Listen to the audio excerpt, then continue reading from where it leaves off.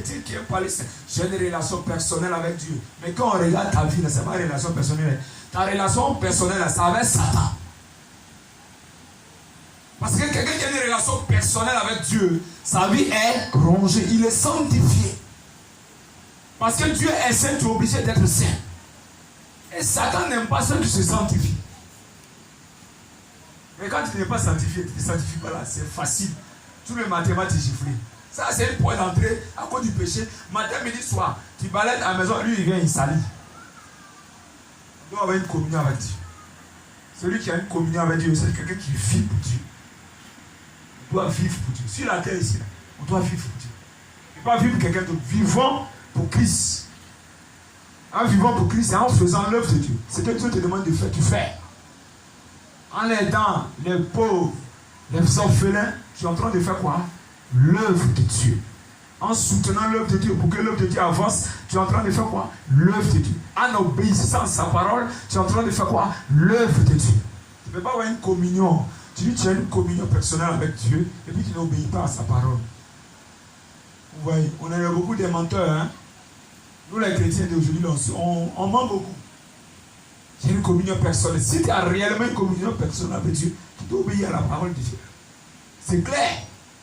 Parce que plus que tu as une communion personnelle avec lui, lui il te dira que ce que tu fais, ça ne me plaît pas. Vis comme ça, fais ceci, et puis tu avances. Si tu fais ce que tu veux. Et ça fatigue beaucoup de chrétiens. Nous devons avoir une communion personnelle avec Christ. Quand tu as une communion, ta manière de voir Dieu change. Comme je l'ai dit hier, ta manière de voir Dieu change. Quelqu'un qui a une relation personnelle avec Dieu, bien aimé, il devient un fou de Jésus. On dit, oh, toi, tu es un enfant de Dieu là. Ce que tu dis, lui, ça ne l'intéresse pas. C'est ce que Dieu dit qui est important. Mais ce que Dieu lui dit qu'il applique aussi, il voit le résultat. Clair. Mais c'est pas le Dieu m'a dit la mensonge là. Parce qu'aujourd'hui aussi, il y a trop de Dieu m'a dit. Ça, on entend ça matin, midi, soir. Moi, tu peux même me dire que Dieu t'a dit. Quand tu peux me parler de l'Esprit de Dieu qui est à moi, on va me dire si c'est lui, mais c'est pas lui. Quand Dieu dit quelque chose, tu discernes là. Au fait, Dieu ne se contredit pas.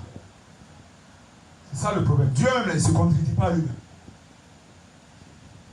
Il y a trop de Dieu m'a dit. Donc, ayez des relations personnelles avec Dieu. Là, quelqu'un ne peut pas te blaguer. Parce que le Dieu que tu sais, si tu as une relation personnelle avec quelqu'un peut te blaguer. Il a trouvé un maïs au carrefour. Il va te dire, tu vas le suivre. Il va te balancer. Il prend 2, 3 versets comme il balance là-bas. Comme Gédéon, il fait matin, midi, soir, tous les carrefours. Mais les gens sont remplis, les impudiques là. Quand il dit qu'on peut prendre 4 femmes, wow, ils sont heureux. C'est ça que vous aimez? Oui. Il est en train de conduire les gens où? Il dit quand tu prends la fille, il faut souvent coucher avec elle avant d'aller au mariage. Vous voyez? Mais quelqu'un qui a une communion personnelle avec Dieu, on va comprendre que l'enseignement commence à être l'antichrist. Donc il encourage les garçons à sortir enfants des gens seulement. C'est tout. Vous voyez? Il encourage les gens à faire ce que Dieu n'aime pas. Mais si tu as une relation personnelle avec Dieu, il n'y a pas de problème. Quelqu'un comme ça ne peut pas t'évangéliser. Quelqu'un comme ça ne peut pas t'asseoir, mais puis tu vas écouter son enseignement à tous les carrefours. Parce que ce n'est pas tous ceux qui disent Jésus que c'est Jésus. Hein. Ce n'est pas tous ceux qui disent Seigneur. Lui-même, il a dit.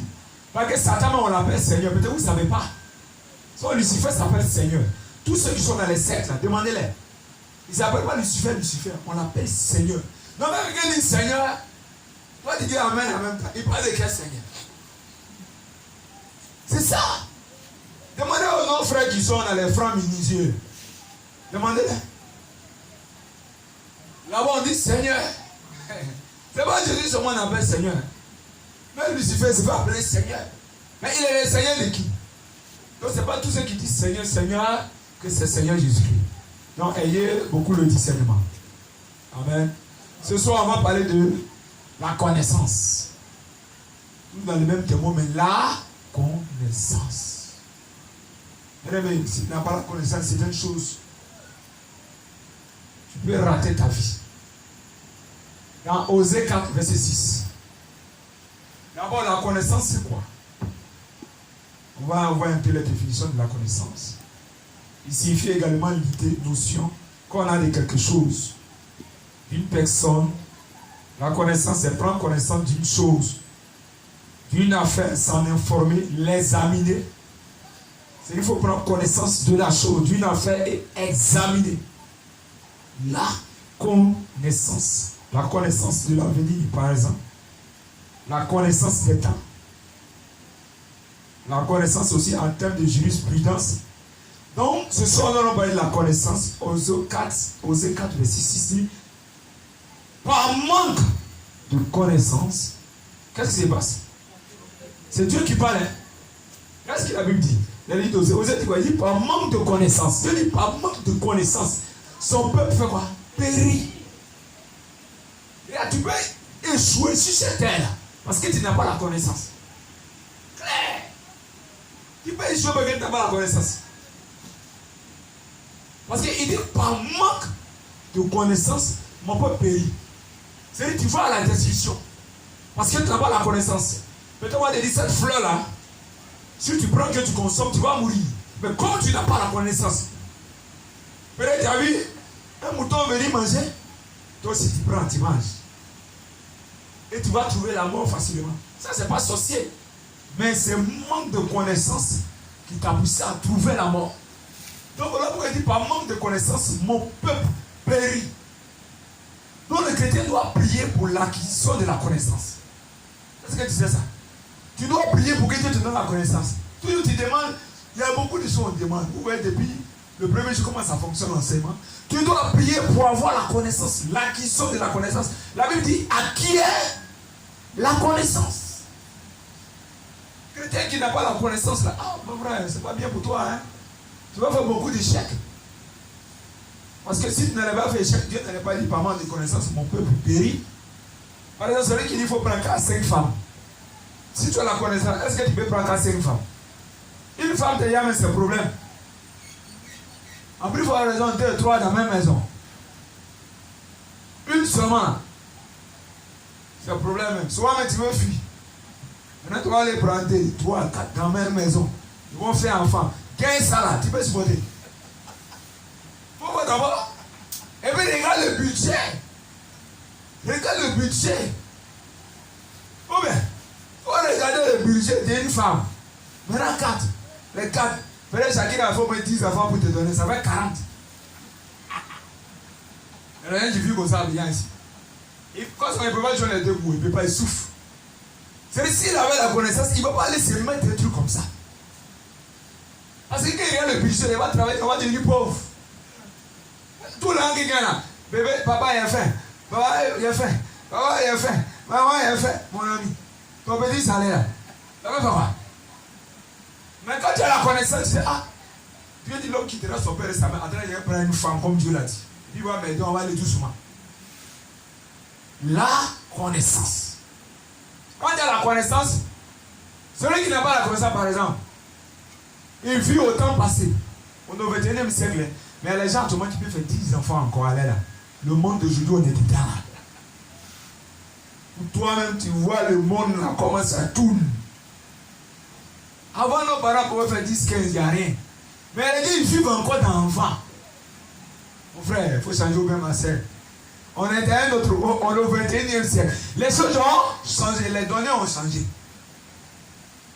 Donc, si tu as la connaissance du temps que nous sommes dedans, tu vas plus vivre comme avant. Si il y a 1 ou 2 ou 3, c'est bon. Hein. Attends, il y a déjà m'occuper d'eux et puis ils vont réussir. Ça sert à faire quoi? De faire 10 pour devenir voler. Ça sert à quoi? Parce que quand tu as la connaissance de la chose, tu regardes d'abord tes poches. Hein, et puis tu travailles. Tu dis bon, si il fait 2, il ne faut pas devenir vagabond. Dieu aide-moi parce qu'il pousse les deux à réussir. Et tu vas les aider à réussir, puis demain tu es fier de tes enfants. Même quand tu as fait beaucoup là, et que c'est trop fait. Qui avait beaucoup d'enfants à décorer? Il n'y en a pas où? Ou bien ça existe. Chaque année, est-ce qu'on décore les gens qui ont beaucoup d'enfants? Avant, nos parents qui ont fait 15, 20 ans, ils n'ont jamais été décorés. Ils pensent que ça en faisant beaucoup là, et puis les enfants vont réussir. C'est ce qu'ils pensent. Regardez les pauvres, c'est qu'ils font beaucoup là. Le riche, lui, calcule. Il a la connaissance de la chose. Tout est déjà tracé. Parce que l'enfant, c'est un budget à vie. Donc il calcule tout ça. Il dit, bon, est-ce que je gagne avec mes business? Attends, peut-être il a fait 4, il ne peut pas dépasser. Et puis il va s'arranger quand ils vont réussir. Mais pendant que tu as fait une équipe de rugby là pour te poser là. Donc tu n'as pris là pour les mains à l'école. Vous voyez? L'enfant n'a pas de maintenant à venir au moins, c'est vrai. Mais toi aussi tu as des précautions à prendre. Ça on appelle la connaissance. Tu as des précautions à prendre. Donc par manque de connaissance, tu peux déraper, tu peux quitter ta voie. La connaissance, elle est très importante. Quelqu'un qui n'a pas la, par exemple, en matière de nourriture, aujourd'hui, il y a beaucoup de maladies qu'on gagne à travers la nourriture. Mais si tu as la connaissance, tu vas surveiller ton alimentation. Ou bien c'est toutes les maladies associées. Quand tu manges bois, tu ne contrôles pas. Tu as tombé malade, ce n'est pas sorcellerie.